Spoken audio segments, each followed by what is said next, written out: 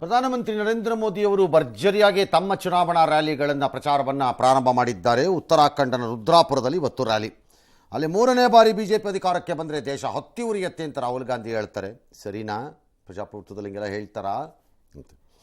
ಇನ್ನು ಕರ್ನಾಟಕದ ಸಂಸದರೊಬ್ಬರು ದೇಶ ವಿಭಜನೆ ಮಾಡುತ್ತಾರೆ, ಸರಿನಾ? ಅವ್ರನ್ನ ಶಿಕ್ಷಿಸೋದು ಬೇಡವಾ ಅಂತ ಅಲ್ಲಿ ಕೇಳಿರೋದು, ನಾನಲ್ಲ. ಹಾಂ. ಆಮೇಲೆ ಭ್ರಷ್ಟರು ಪರಿವಾರವಾದಿಗಳೆಲ್ಲ ಸೇರ್ಕೊಂಡು ನನ್ನ ತುಳಿಯಕ್ಕೆ ನೋಡ್ತಿದ್ದಾರೆ. ನಾನು ಇದಕ್ಕೆಲ್ಲ ಬಗ್ಗಲ್ಲ, ಇದಕ್ಕೆಲ್ಲ ಹೆದರಲ್ಲ ಅಂತ ಅವ್ರು ಹೇಳಿದ್ದಾರೆ. ಡಿ ಕೆ ಶಿವಕುಮಾರ್ ಅವರು ಒಂದು ಟಾಂಗ್ ಹಾಕೇ ಇದ್ದಾರಂತೆ. कर्नाटक में कांग्रेस के एक बड़े नेता ने दक्षिण भारत को देश से अलग करने की बात कही, दो टुकड़े करने की बात कही. देश के टुकड़े करने की बात करने वालों को सजा मिलनी चाहिए कि नहीं मिलनी चाहिए? कांग्रेस ने क्या किया? सजा देने के बजाय कांग्रेस ने देश को बांटने की घोषणा करने वाले को चुनाव का टिकट दे दिया. कांग्रेस के शाही परिवार के शहजादे ने ऐलान किया है कि अगर देश ने तीसरी बार बीजेपी सरकार को चुनी, आग लग जाएगी. क्या ये आग लगाने की बात आपको मंजूर है? क्या इस देश को आग लगाने देंगे? ಯಾರು ದೇಶ ವಿಭಜನೆ ಬಗ್ಗೆ ಮಾತಾಡೋರು? ಯಾರು ಮಾತಾಡಲಿಲ್ಲ. ಜನ ಆಲೋಚನೆ ಮಾಡ್ತಾರೆ ಅಂತ ಪರಿಸ್ಥಿತಿ ಬರಬಹುದು ಅನ್ನೋದು ಹೇಳಿದ್ದಾರೆ. ಸುರೇಶ್ ಅವರನ್ನ ನೆನೆಸ್ಕೊಂಡದಕ್ಕೆ ಅವರು ಅಭಿನಂದನೆ. ಬಹಳ ಸಂತೋಷ. ನನ್ನ ಅಷ್ಟು ನೆನೆಸ್ಕೊಂಡಿದ್ದಾರಲ್ಲ. All right. ಯಾರಿಗೆ ಯಾವುದಕ್ಕೆ ಸಂತೋಷ ಆಗತ್ತೋ, ಯಾವುದಕ್ಕೆ ದುಃಖ ಆಗತ್ತೋ ನಮಗೇನು ಗೊತ್ತಾಗ್ತಿಲ್ಲ. ಅಯೋಮಯ ಆಗ್ಬಿಟ್ಟಿದ್ದೀವಿ ನಾವು. ಎಸ್, ವಿಷಯ ಪ್ರಸ್ತಾಪನೆ ಆಗದೆ ಚರ್ಚೆಗೆ ಬರುತ್ತೆ ಸರ್. ಎಲ್ಲ ಎಲೆಕ್ಷನ್ ಟೈಮಲ್ಲಿ ಡೋಂಟ್ ಎಕ್ಸ್ಪೆಕ್ಟ್ ನೀವು ಭಾರತದ ಪ್ರಜಾಪ್ರಭುತ್ವ ಇಷ್ಟು ದ್ವೇಷಮಯವಾಗಿ ಸ್ಪರ್ಧೆ ಇದ್ದಾಗ, ಅದರಲ್ಲಿ ದ್ವೇಷ, ಅಸೂಯೆ, ಸ್ವಾರ್ಥ ಎಲ್ಲ ಇದ್ದಾಗ ನೀವು ಅದನ್ನು ಭಾಳ ಡಿಗ್ನಿಫೈಡಾಗಿ ನಡೀಬೇಕು ಅಂತ ಬಯಸೋದೇ ಮೊದಲ ತಪ್ಪು. ಯಾಕಂದರೆ ಅದರಲ್ಲಿ ಪಾತ್ರಧಾರಿಗಳು ಯಾರಿದ್ದಾರೆ ಅದರಲ್ಲಿ ಬಹುಜನರಿಗೆ ಆ ಡಿಗ್ನಿಟಿನೇ ಇಲ್ಲದಿದ್ದಾಗ, ಈಗ ಮನೆ ಸಿದ್ದರಾಮಯ್ಯನವರು ಹೇಳ್ತಿದ್ರು, ಗರ್ವ ಇದ್ದರೆ ತಾನೇ ಗರ್ವ ಭಂಗ, ಮರ್ಯಾದೆ ಮತ್ತು ನಾಚಿಕೆ ಇದ್ದರೆ ತಾನೇ ಕಳೆದುಕೊಳ್ಳುವುದಕ್ಕೆ ಪಾಲಿಟಿಕ್ಸಲ್ಲಿ. ಎಕ್ಸ್ಪೆಕ್ಟ್ ಮಾಡಬೇಡಿ. ಯಾರ್ಯಾರು ಏನೇನು ಹೇಳುತ್ತಾರೆ ಕೇಳ್ತಾ ಇರಿ. ರಾಜ್ಯ ಪ್ರವಾಸ ಕೈಗೊಂಡಿರುವ ಅಮಿತ್ ಶಾ ಬಿಜೆಪಿ ಬಂಡಾಯ ಶಮನಕ್ಕೂ ಯತ್ನಿಸಿದ್ದಾರೆ. ಬೆಂಗಳೂರಿನಲ್ಲಿ ಅತೃಪ್ತರ ಜೊತೆಗೆ ಪ್ರತ್ಯೇಕವಾಗಿ ಸಭೆ ನಡೆಸಿದ್ದಾರೆ. ಯಾರಿಗೆ ಟಿಕೆಟ್ ಅಂತ ನಿರ್ಧಾರ ಮಾಡಿದ್ದು ಬಿಜೆಪಿ ಸಂಸದೀಯ ಮಂಡಳಿ, ಇದು ಯಾರೋ ಒಬ್ಬರ ನಿರ್ಣಯ ಅಲ್ಲ ಅಂತ ಸ್ಪಷ್ಟಪಡಿಸಿದ್ದಾರೆ. ಯಾರು ಪಕ್ಷ ವಿರೋಧಿ ಚಟುವಟಿಕೆಯನ್ನ ಮಾಡಬೇಡಿ, ಮುಂದೆ ನಿಮಗೆ ಒಳ್ಳೆ ಭವಿಷ್ಯ ಇದೆ ಅಂತ ಕಿವಿ ಮಾತು ಹೇಳಿದ್ದಾರೆ. ಆದರೆ ಆಹ್ವಾನ ಇದ್ರು ಮಾಧುಸ್ವಾಮಿ ಅವರು ಮಾತ್ರ ಚರ್ಚೆಗೆ ಹೋಗಲಿಲ್ಲ, ಇದಕ್ಕೆ ಸಭೆಗೆ ಹೋಗಲಿಲ್ಲ. ಇದು ಚರ್ಚೆಗೆ ಗ್ರಾಸವಾಯಿತು. ಈ ಬಗ್ಗೆ ತುಮಕೂರು ಬಿಜೆಪಿ ಅಭ್ಯರ್ಥಿ ಸೋಮಣ್ಣ ಅಸಮಾಧಾನವನ್ನು ವ್ಯಕ್ತಪಡಿಸಿದ್ದಾರೆ.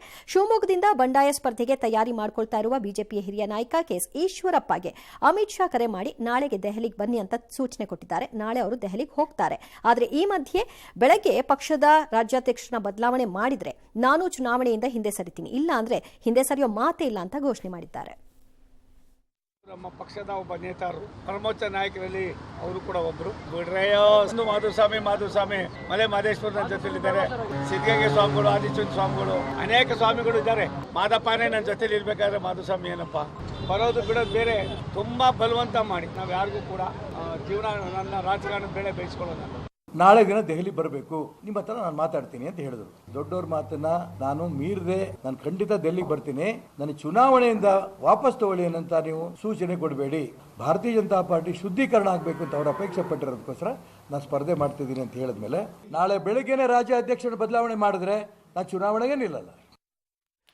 ಆ ರಾಜ್ಯಾಧ್ಯಕ್ಷರ ಬದಲಾವಣೆ ಆಗಲ್ಲ. ಈಶ್ವರಪ್ಪನವ್ರು ಹೇಳ್ಬಿಟ್ಟ ತಕ್ಷಣ ಒಂದು ರಾಜ್ಯಾಧ್ಯಕ್ಷ ಬದಲಾವಣೆ ಮಾಡುವ ಪಕ್ಷವಾಗಿ ಬಿಜೆಪಿ ಉಳ್ಕೊಂಡಿದೆ ಅಂತ ನಾನು ಹೇಳಕ್ಕೆ ಬರಲ್ಲ. ಯಾವ ರಾಜಕೀಯ ಪಕ್ಷನೂ ಚುನಾವಣೆಯನ್ನೆಲ್ಲ ಹೊಸಲಲ್ಲಿ ಇಟ್ಟುಕೊಂಡು ಅಂತಹ ಮೂರ್ಖತನದ ಮತ್ತು ಆತ್ಮಾಹುತಿ ನಿರ್ಧಾರವನ್ನು ತೆಗೆದುಕೊಳ್ಳಲ್ಲ ಅನ್ನೋದು ಇಷ್ಟೊಂದು ಪರಿಣಿತರಾಗಿರುವ ರಾಜಕಾರಣದಲ್ಲಿ ಈಶ್ವರಪ್ಪನವ್ರಿಗೆ ಅರಿವಿಲ್ವೇನು? ಇರಲೇಬೇಕು. ಅರಿವಿಲ್ವಾ ಅವ್ರಿಗೆ? ಚುನಾವಣೆಯನ್ನು ಬಾಗಿಲಲ್ಲಿ ಇಟ್ಕೊಂಡು ಅಧ್ಯಕ್ಷನ ಯಾರು ಚೇಂಜ್ ಮಾಡ್ತಾರಾ? ಯಾರೂ ಮಾಡಲ್ಲ. ಅದು ಅವ್ರಿಗೂ ಗೊತ್ತು. ಓಕೆ, ಹಾಗಿದ್ದರೆ ನೀವು ಡೆಲ್ಲಿಗೆ ಹೋಗಿ ಮಾಡೋದಾದರೂ ಏನು? ದೊಡ್ಡವ್ರು ಕರೆದಿದ್ದಾರೆ, ರೆಸ್ಪೆಕ್ಟ್ ಮಾಡಬೇಕು. ಸುಮ್ಮನೆ ಅಟೆಂಡೆನ್ಸ್ ಹಾಕಿ ಬರ್ದಿದ್ರೆ ಹಾಕಿ ಬರ್ಬೋದು, ಯಾರು ಬೇಡ ಅಂದವರು. ಯಾಕೆ ಹಾಕ್ಬೇಕು ಅದನ್ನು ಅವಾಗ? ಅಲ್ವಾ? ಪಕ್ಷದ ನಿಲುವಿಗೆ ಬದ್ಧನಾಗಿಲ್ಲ ಅಂದರೆ ಇಲ್ಲ ಅಂತಂದರೆ ದಟ್ಸ್ ಎಕ್ಸಾಕ್ಟ್ಲಿ ದ ಪಾಯಿಂಟ್. ಹಾಗಾಗಿ ನನಗೇನು ಭಾಳ ದೊಡ್ಡದಾಗಿ ಕಾಣಿಸ್ತಿಲ್ಲ ಇದು. ಹೋಗ್ಬೋದು, ಹೋದಾಗ ಎರಡು ಆಗ್ಬೋದು, ಮತ್ತೆ ಇಲ್ಲ ನಾನು ನಿಲ್ತೀನಿ ಅಂತ ಹಠ ಮಾಡಿಕೊಂಡು ವಾಪಸ್ ಬಂದು ನಿಲ್ಲಲೂಬಹುದು. ಅಥವಾ ಏನು ಸರ್? ಪ್ರೆಷರ್ ಆಯಿತು, ಕಷ್ಟ ಆಗ್ತಿದೆ, ಇನ್ನು ಬೇಡ ಅನ್ನೋ ನಿರ್ಧಾರಕ್ಕೆ ಬರೋದಾದರೆ ನಾನು ಶಿವಮೊಗ್ಗ ಹಾವೇರಿಲಿ ಕ್ಯಾಂಪೇನ್ ಮಾಡೋಕ್ಕಾಗಲ್ಲ, ಬಿಕಾಸ್ ನಾನು ಈ ನಿಲುವು ತೊಗೊಂಡ್ಬಿಟ್ಟಿದ್ದೀನಿ. ಓಕೆ. ಪಕ್ಷದ ಶುದ್ಧೀಕರಣ ಎತ್ತ ಪತ್ತ ಅವೆಲ್ಲ ಆಮೇಲೆ ನೋಡೋಣ, ಬೇಕಾದ್ರೆ ಚುನಾವಣೆ ಆದಮೇಲೆ. ಈಗ ನನಗಿರುವ ದಿಕ್ಕು ದೃಷ್ಟಿ ಒಂದೇ, ಗುರಿ ಒಂದೇ, ಧ್ಯೇಯ ಒಂದೇ, ಅದು ಮೋದಿಯವರು ಪ್ರಧಾನಿ ಆಗಬೇಕು ಅನ್ನೋ ಕಾರಣಕ್ಕೆ ರಾಜ್ಯದೆಲ್ಲ ನಾನು ಪ್ರಚಾರ ಮಾಡ್ಕೊಂಡಿರ್ತೀನಿ ಅಂತ ಬೇಕಾದ್ರೂ ತೀರ್ಮಾನ ಮಾಡ್ಬೋದು. ಏನೋ ಒಂದು ಆಗಬೇಕು, ನಾಳೆ ನೋಡೋಣ. ಜಾತಿ ಧರ್ಮಗಳನ್ನು ಉಲ್ಲೇಖಿಸಿ ಮತಬೇಟೆ ನಡೆಸುವುದು ನೀತಿ ಸಂಹಿತೆ ಉಲ್ಲಂಘನೆ ಅಂತ ಆಯೋಗ ಹೇಳುತ್ತಿದೆ. So what? ಆದರೆ ಈ ಬಾರಿ ಚುನಾವಣೆಯಲ್ಲಿ ಕಾಂಗ್ರೆಸ್ ಆ ಪ್ಲೇ ಕಾರ್ಡ್ ಬಳಸ್ದಂಗಿದೆ. ಕಾಂಗ್ರೆಸ್ ಸಮಾವೇಶದಲ್ಲಿ ಮೈಸೂರಲ್ಲಿ ಸಿದ್ದರಾಮಯ್ಯನವರು ಅಲ್ಲಿ ತಮ್ಮ ಅಭ್ಯರ್ಥಿ ಲಕ್ಷ್ಮಣ್ ಜಾತಿ ವಿಚ್ ಈಸ್ ಒಕ್ಕಲಿಗ ಮತ್ತು ಸಚಿವ ವೆಂಕಟೇಶ್ ಇಬ್ಬರು ಪ್ರಸ್ತಾಪಿಸಿ ಮಾತನಾಡಿದ್ದಾರೆ. ಪ್ರತಾಪ್ ಸಿಂಹ ವಿಚಾರದಲ್ಲಿ ಕಾಂಗ್ರೆಸ್ ಈ ಬಗ್ಗೆ ನೀತಿ ಈಗ ಏನಂತ, ಪ್ರತಾಪ್ ಸಿಂಹ ಸುಳ್ಳು ಹೇಳ್ತಿದ್ರು, ಅದಕ್ಕೆ ಬಿಜೆಪಿಗೆ ಟಿಕೆಟ್ ಕೊಡಲಿಲ್ಲ ಅಂತ ಸಿಎಂ ಹೇಳಿದ್ರೆ, ವೆಂಕಟೇಶ್ ಅವರು ನಮ್ಮ ಸಮಾಜದ ಪ್ರತಾಪ್ ಸಿಂಹಗೆ ಟಿಕೆಟ್ ತಪ್ಪಿಸಿ ಯದುವೀರಿಗೆ ಕೊಟ್ಟರು ಅಂತ ಅಸಮಾಧಾನ. ಕಾಂಗ್ರೆಸ್ ಜಾತಿ ಕಾರ್ಡ್ಗೆ ಬಿಜೆಪಿ ಯದುವೀರ್ ಟಕ್ಕರ್ ಕೊಟ್ಟು ಇಲ್ಲೆಲ್ಲ ಜಾತಿ ಕಾರ್ಡ್ ಎಲ್ಲ ವರ್ಕೌಟ್ ಆಗಲ್ರಿ ಅಂತ. ಡಿ ಕೆ ಮಾತ್ರ ಅದೇ ಜಾತಿ ಕಾರ್ಡೇ, ಮತ್ತೆ ನಾವು 8 ಜನರಿಗೆ ಟಿಕೆಟ್ ಕೊಟ್ಟಿದ್ದೀವಿ, ದಳದವರು ಕೇವಲ ಕುಟುಂಬಸ್ಥರಿಗೆ ಮಾತ್ರ ಕೊಟ್ಟಿರೋದು. ನೀವು 8 ಜನಕ್ಕೆ ಕೊಟ್ಟಿರ್ಬೋದು ಒಕ್ಕಲಿಗರಿಗೆ, ಆದರೆ ನೀವು ಡಬಲ್ ಟ್ರಿಪಲ್ 10 ಟೈಮ್ಸು ಕುಟುಂಬಸ್ಥರಿಗೆ ಟಿಕೆಟ್ ಕೊಟ್ಟಿರೋದು. ಕುಟುಂಬ ಬಿಟ್ಟೇನು ಹೋಗಲಿಲ್ಲ. 16-17 ಕುಟುಂಬದ ಸದಸ್ಯರು ಕಾಂಗ್ರೆಸ್ಸಿನ ಅಭ್ಯರ್ಥಿಗಳಿವತ್ತು. You cannot run away from it. Congress ಪಾರ್ಟಿಯನ್ನು ಕರ್ನಾಟಕದಲ್ಲಿ you have reduced it to family ಪಾರ್ಟಿಗೆ ಬರೀ ಫ್ಯಾಮಿಲಿಗಳ ಪಾರ್ಟಿ ಅದು. ಇಳಿಸ್ಬಿಟ್ಟಿದ್ದೀರಿ ಆ ಲೆವೆಲ್ಗೆ ಅದನ್ನು. 16-17 ನನ್ನ ಸಂಬಂಧದ ಸಮೇತ ಕೊಡ್ತೀನಿ, ಬೇಕಾದರೆ ಡಿಸೆಂಬರ್ಲಿ.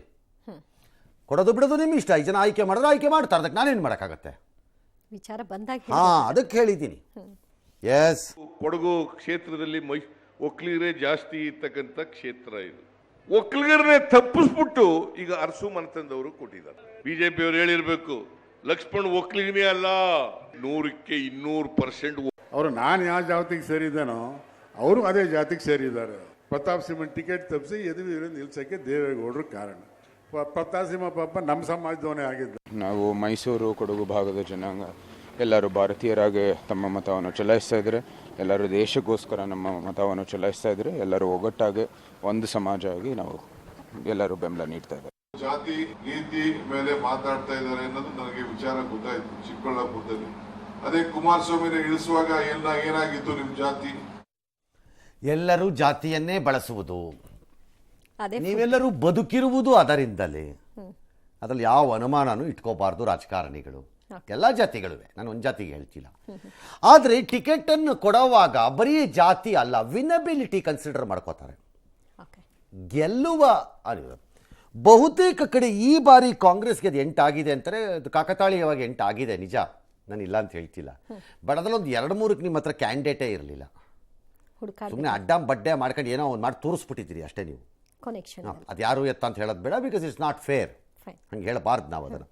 ಹಾಗಾಗಿ ವಿನಬಿಲಿಟಿ ನೋಡ್ಕೊಂಡು ನೀವು ಕೊಟ್ಟಿರ್ತೀರಿ, ಬರೀ ಜಾತಿ ಅಂತನೇನಿಲ್ಲ. ಪ್ರತಾಪ್ ಸಿಂಹ ಕೊಡದೇ ಇದ್ದಾಗ ಸಿದ್ದರಾಮಯ್ಯನವ್ರು ಆದಿಯಾಗಿ ಭಾಳ ಜನ ಸಂತೋಷ ಪಡಲಿಲ್ವಾ?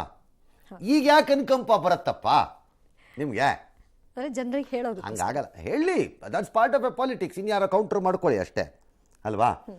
ಒಂದು ಹೇಳ್ತೀನಿ, ಈಗ ಫಾರ್ ಎಕ್ಸಾಂಪಲ್ ಅವ್ರು ಚಿಕ್ಕಬಳ್ಳಾಪುರದ ಎತ್ತಿದ್ದಕ್ಕೆ ನಾನು ಹೇಳ್ತೀನಿ. ಈಗ ಎಲ್ಲಿ ಡಿ ಕೆ ಶಿವಕುಮಾರ್ ಚಿಕ್ಕಬಳ್ಳಾಪುರದಲ್ಲಿ ಭಾಳ ದೊಡ್ಡ ಪ್ರಮಾಣದಲ್ಲಿ ಒಕ್ಕಲಿಗರೇ ಇದ್ದಾರೆ. ನೀವು ಯಾಕೆ ಒಕ್ಕಲಿಗರಿಗೆ ತಪ್ಪಿಸ್ಬಿಟ್ಟು ಬೇರೆಯವ್ರು ಕೊಟ್ರಿ? ಹಂಗಾರೆ ನೀವು ಯಾಕೆ ತಪ್ಪಿಸ್ಬಿಟ್ಟು ಕೊಟ್ರಿ ಕೇಳ್ಬೋದಲ್ಲ. ಹಾಗೆ ಅದರಿಂದ ಇದನ್ನು ನೀವೆಲ್ಲರೂ ಪಾಲನೆ ಮಾಡುವವರೇ ಜಾತಿ ವಿಷಯದಲ್ಲಿ. ನೀವೆಲ್ಲ ಕ್ಯಾಸ್ಟ್ ಕಿಂಗ್ಗಳೇ. Okay, S. ವರ್ಣ ಕ್ಷೇತ್ರದಲ್ಲಿ 60,000 ಲೀಡ್ ಕೊಡಿ, ನನ್ನನ್ನು ಯಾರು ಮುಟ್ಟೋಕ್ಕಾಗಲ್ಲ ಅಂತ ಸಿಎಂ ಹೇಳಿದ ಮಾತು ಈಗ ದೋಸ್ತಿಗಳಿಗೆ ಆಹಾರವಾಗಿದೆ. 2018ರಲ್ಲಿ ಸೋಲಿನ ಭಯದಿಂದ ಬದಾಮಿಗೆ ಪಲಾಯನ ಮಾಡಿದ್ದು ಸಿದ್ದರಾಮಯ್ಯಗೆ ಈಗ ಸ್ವಕ್ಷೇತ್ರದ ಜನ ತಿರಸ್ಕರಿಸಬಹುದು ಅನ್ನೋ ಭಯ ಕಾಡ್ತಿದ್ದ ಹಾಗೆ ಇದೆ. ಬಿಟ್ಟಿ ಭಾಗ್ಯ ಕೈ ಹಿಡಿಯಲ್ಲ ಅನ್ನೋದು ಗ್ಯಾರಂಟಿ ಆಗ್ತಿದ್ದ ಹಾಗೆ ಲೀಡ್ ಕೊಡಿ ಅಂತ ಅಂಗ್ಲಾಚ್ತಾ ಇದ್ದಾರೆ ಅಂತ ಅಶೋಕ್ ಹೇಳಿದ್ರು. ಇನ್ನು ಅಮಿತ್ ಶಾ, ಯಡಿಯೂರಪ್ಪ, ಜಿಟಿ ದೇವೇಗೌಡ ಕೂಡ ಸಿಎಂ ಮಾತಿಗೆ ವ್ಯಂಗ್ಯವಾಡಿದ್ದಾರೆ. यहाँ पर जो सरकार बनी है मुख्यमंत्री और उप मुख्यमंत्री हर रोज एक अपनी कुर्सी बचाने में लगा है और दूसरा कुर्सी छीनने में लगा है। किसी को कर्नाटक की जनता का ध्यान नहीं है।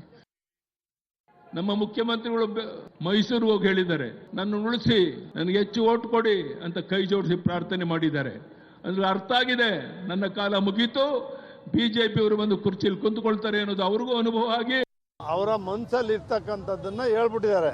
ಲೋಕಸಭಾ ಚುನಾವಣೆ ಆದ್ಮೇಲೆ ಸಿದ್ದರಾಮಯ್ಯನವರು ಬದಲಾವಣೆ ಆಗ್ತಾರೆ ಅಂತಕ್ಕಂಥದ್ದನ್ನ ಅವ್ರ ಪಕ್ಷದವರೇ ಮಾತಾಡ್ತಿರೋದ್ರಿಂದ ನನಗೆ ಮೆಜಾರಿಟಿ ಆತ್ಮಕವಲ್ಲ, ನಿಮ್ಗೆ ಇವೆಲ್ಲ ಕೆಲಸಗಳು ಮುಂದುವರಿಬೇಕಾದ್ರೆ ಇರ್ಬೇಕಪ್ಪ ಅಂತ ಹೇಳಿದ್ದೀನಿ.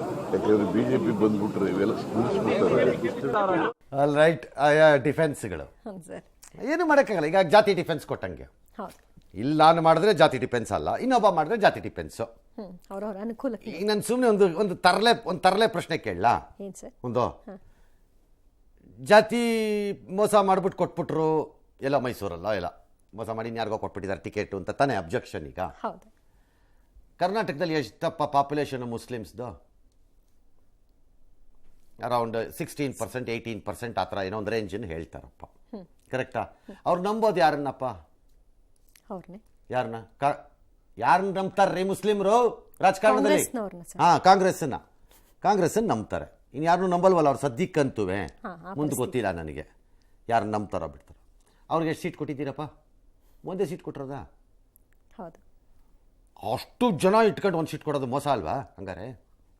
ಹಂಗೆ ಕೇಳಿದ್ರೆ ಅದಕ್ಕೆ ಆವಾಗ ನಾ ಹೇಳಿದ್ದು ವಿನಬಿಲಿಟಿ. ಕೆಲವೊಮ್ಮೆ ಬರೀ ಸಂಖ್ಯೆ ಅಲ್ಲ, ಒಂದು ಕ್ಷೇತ್ರದಲ್ಲಿ ರಾಜಕಾರಣದಲ್ಲಿ ಎಲ್ಲವನ್ನ ಲೆಕ್ಕ ಹಾಕಿ ಕೆಲವೊಮ್ಮೆ ಬೇರೆಯವ್ರಿಗೆ ಸಿಕ್ಕತ್ತೆ. ಬೇರೆ ಬೇರೆ ಮಾನದಂಡಗಳು. ಕೆಲವು ಕ್ಷೇತ್ರಗಳಲ್ಲಿ ಜಾತಿಯನ್ನು ಮೀರಿದ ಮತದಾನವೂ ಆಗತ್ತೆ. ಮೇ ಬಿ ಲೈಕ್ ಮೈಸೂರು ಸತತವಾಗಿ ಜಾತಿಯನ್ನು ಮೀರೇ ಮತ ಹಾಕಿದೆ. ಇಲ್ಲದಿದ್ದರೆ ಒಕ್ಕಲಿಗರ ಪ್ರಾಬಲ್ಯವನ್ನೇ ಮೆರೆಸಬೇಕು ಅನ್ನೋದಾಗಿದ್ದಿದ್ರೆ ಕುರುಬ್ರು ಯಾಕೆ ಅಲ್ಲಿ ಗೆಲ್ಲಬೇಕಿತ್ತು? ಯಾಕೆ ಗೆಲ್ಲಬೇಕಿತ್ತು ಅಲ್ಲಿ ಕುರುಬ್ರು? ಒಂದು ಕಾಲದಲ್ಲಿ ಅಲ್ಲಿ ಲಿಂಗಾಯತರು ಯಾಕೆ ಗೆಲ್ಲಬೇಕಾಗಿತ್ತು? ಅವಾಗ ಒಂದು ಕಾಲದಲ್ಲಿ ಅರಸರೇ ಯಾಕೆ ಗೆಲ್ಲಬೇಕಾಗಿತ್ತು ಅಲ್ಲಿ? ಅದು ಮೀರಿದ ಹಾಗಾಗಿ ಕೆಲವು ಕ್ಷೇತ್ರಕ್ಕೆ ಒಂದೊಂದು ಲಕ್ಷಣ ಇರುತ್ತೆ.